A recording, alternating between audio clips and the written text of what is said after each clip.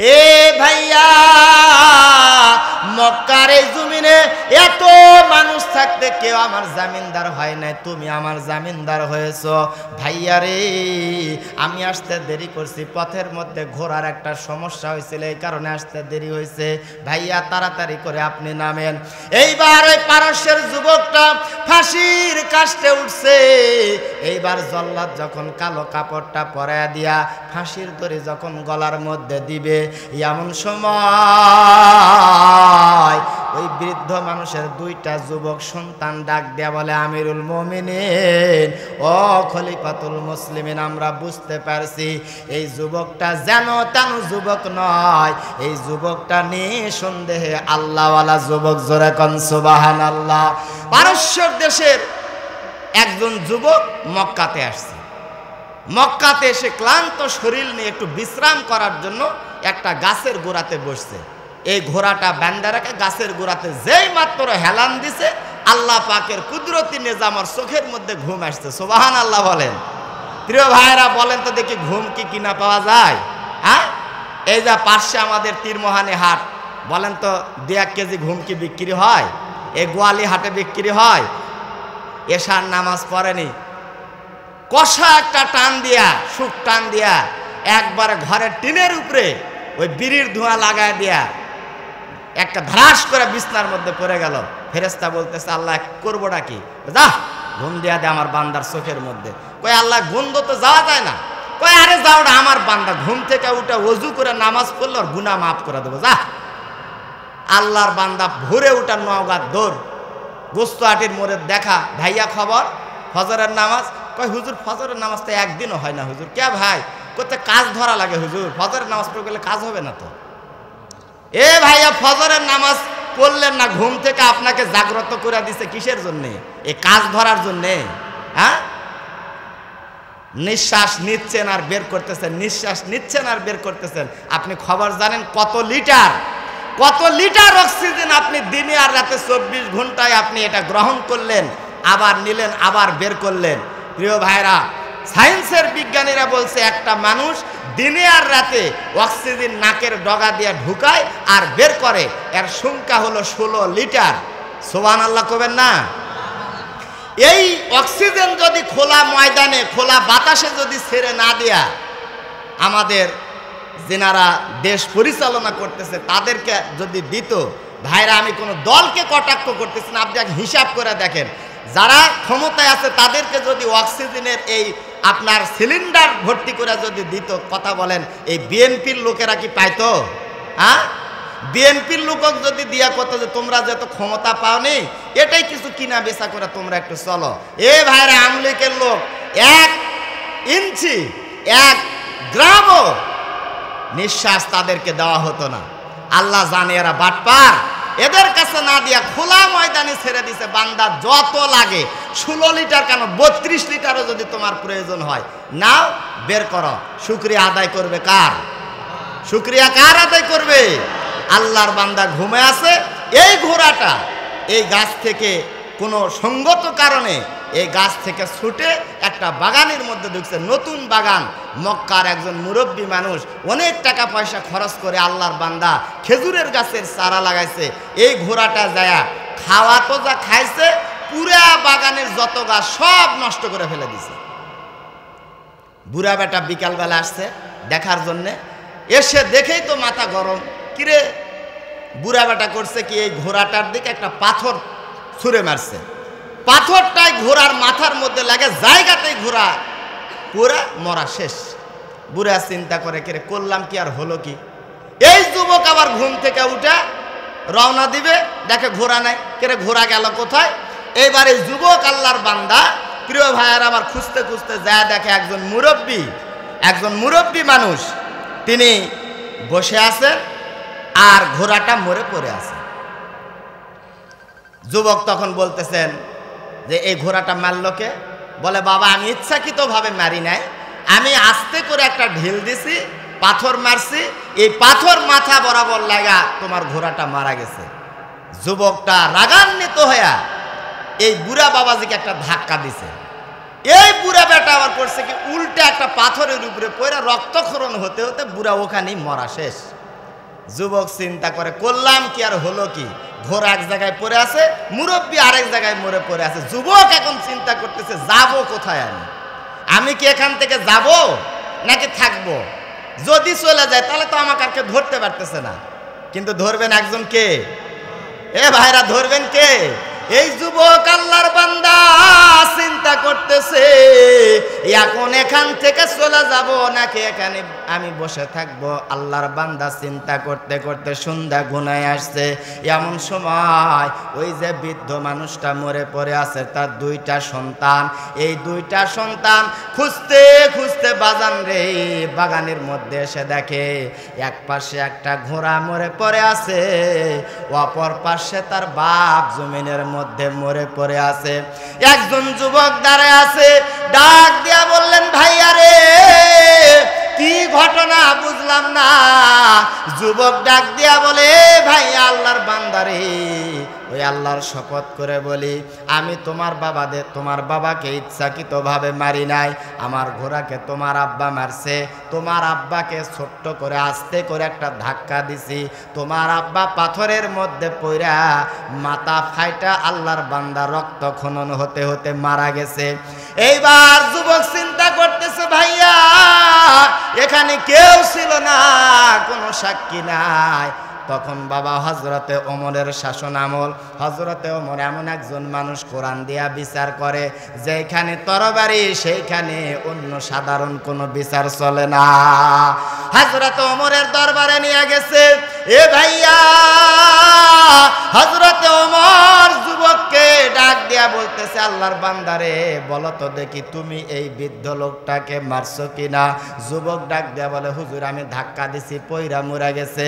এইবার হযরতে ওমর ডাক দিয়া বলতেছে এটা হলো কোরআনের আইন দিয়া চলে এই এলাকা, কেসাসের নিয়ম হলো আল্লাহর বান্দা হযরতে ওমর ডাক দিয়া বলে জানের বদলে জান, তোমাকে ফাঁসি দেওয়া হবে। যুবক ডাক দিয়া বলে হুজুর ও হুজুর আমি পারস্য দেশ থেকে আসছি, আমি ব্যবসা করি বাজারের মধ্যে, অনেক মানুষ বিশ্বাস করে আমার কাছে আমানত রাখে। ও হুজুর এই আমানত নিয়ে যদি আমি এখানে বন্দি থাকি তাহলে আমানত ফেরত দেওয়া যাবে না, আর আমানত নিয়ে বান্দার হক নিয়ে যদি আমি দুনিয়া থেকে চলে যাই তাহলে আমি তো জাহান্নাম হয়ে যাব।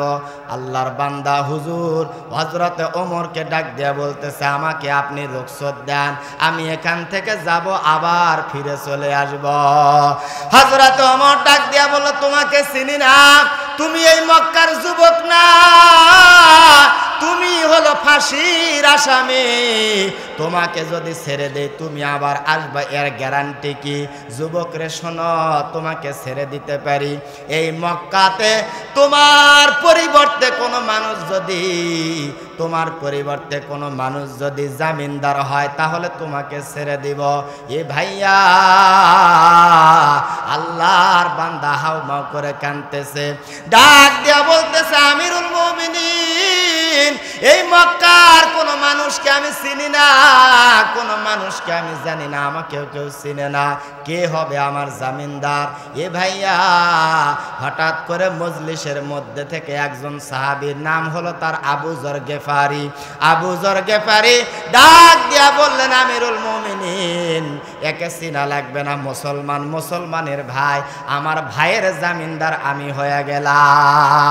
হযরত ওমর ডাক দিয়া বললেন এ আবু যর গেফারি তুমি জামিনদার মানে বুঝো নাই, এই যুবক আজকে চলে যাবে পারস্যের দেশে, এই যুবক যদি না আসে ওর পরিবর্তে তোমার কিন্তু ফাঁসি হবে, তোমার কোনো অজুহাত চলবে না। আবু যর গেফারি ডাক দিয়া বললেন আমিরুল মুমিনিন এইটাই কথা ঠিক থাকলো, যুবককে আপনি ছেড়ে দেন। এ ভাইয়া যুবক একটা ঘোড়া নিয়ে বাজারে রওনা দিছে পারস্যের দেশে। পারস্য দেশে যাওয়ার পরে আল্লাহর বান্দা বিভিন্ন মানুষের আমানতগুলা ফেরত দিচ্ছে। আল্লাহ রাব্বুল আলামিন পবিত্র কোরআনুল কারীমে ডাক দিয়া বলেন ইন্নাল্লাহা ইয়া'মুরুকুম আন তুআদ্দুল আমানাতি ইলা আহলিহা।